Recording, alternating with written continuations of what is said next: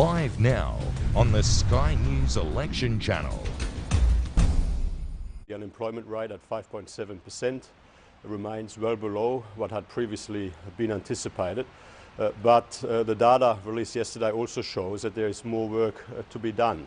Australia continues to face a series of global economic headwinds, a series of external risks, and we need to continue to implement our plan for jobs and growth. This is certainly not the time to take risks. This is not the time for political instability. This is not the time to change horses and to opt for a team which doesn't have a plan for the economy, which doesn't have a plan for jobs and growth, which just has a plan for higher taxes and bigger deficits, which would hurt jobs and growth. Happy to take questions. Do we need an independent animal welfare agency to monitor live exports? I don't believe so.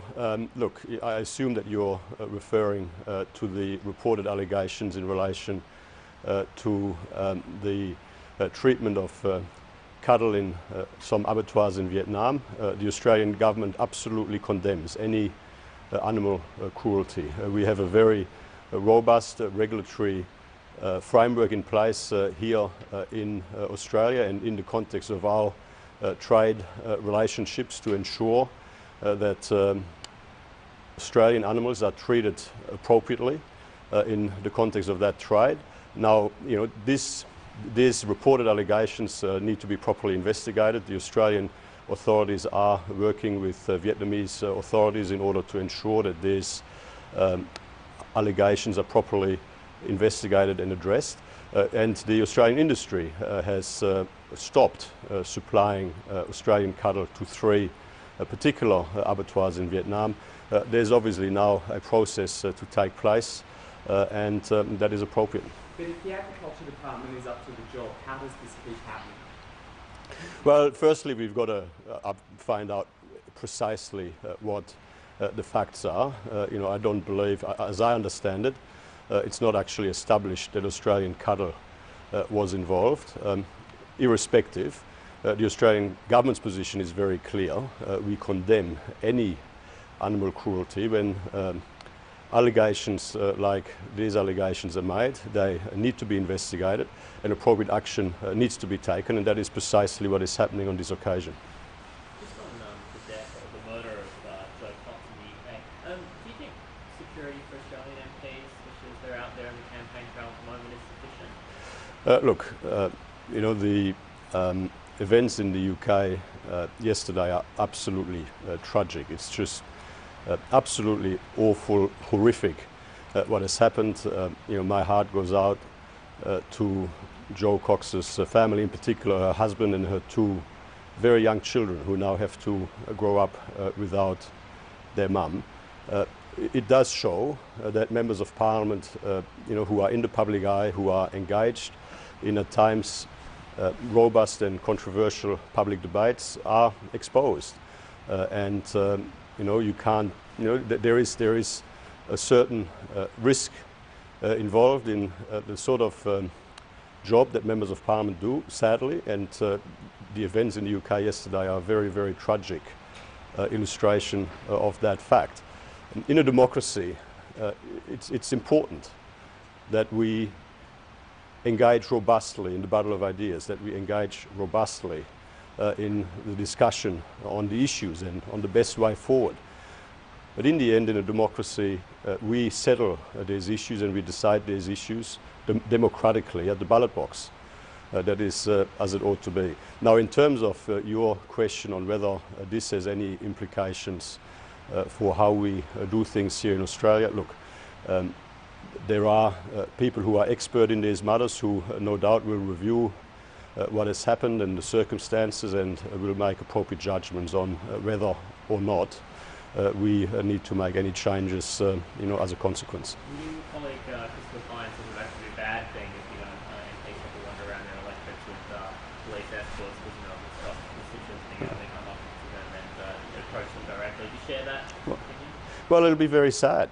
In Australia and indeed, in Great Britain and in, many great democracies around the world, the mark of a civilized democracy is that we are able to robustly engage in the battle of ideas, that we are able to robustly debate the issues and ultimately make decisions on the right way, the best way forward, by democratic means at the ballot box. And it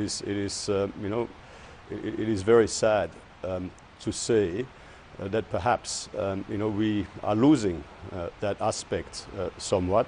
Hopefully, it is very confronting and very sad to see, obviously, what happened in the UK yesterday, and it's very confronting for all of us from all sides of politics who are engaged in this profession of public service. Are you disappointed that the homophobic views of one of the attendees overshadowed last night's iftar dinner, the first held by a Prime Minister? Yes, it is disappointing. I mean, the initiative taken by the Prime Minister was an important initiative of inclusiveness, and it was obviously designed to send an important message that Australia is an inclusive, harmonious, multicultural society. The Prime Minister wasn't obviously aware of the expressed views of one of the attendees who was invited because of the position he holds in the Islamic community. Once the Prime Minister did become aware, he condemned those views very strongly, which was appropriate. Just on a totally different subject, what's the coalition got to offer for young people in this election campaign? If you had to name 3 policy reasons why young people should support the coalition, what would they be? Well, young people should support the coalition because we are implementing a plan for jobs and growth that will give them the best possible opportunity to get ahead. Young people should vote for the coalition because we are working to fix the budget mess that Labor left behind, and that means that young people will not be lambered and will not be left with the higher taxes or deeper cuts that would be required in order to pay for the excessive expenditure growth that the previous Labor government locked into the forward trajectory. And young people across Australia, of course, at-risk young people across Australia in particular, will benefit from our very well thought out and comprehensive policy package supporting young people into the employment market. There are many other things that we are, of course, putting forward for young people in this election, but these are just some key ones. Labor now has a jobs package that involves training and work experience. Why do you think that the government's PATH internship scheme is superior to this policy? Well, because our program will work, for starters. I mean, Labor is just trying to throw more money at the same approach that has failed in the past. Our approach, which firstly will help up to 120,000 people rather than the much smaller number that Labor is proposing to support.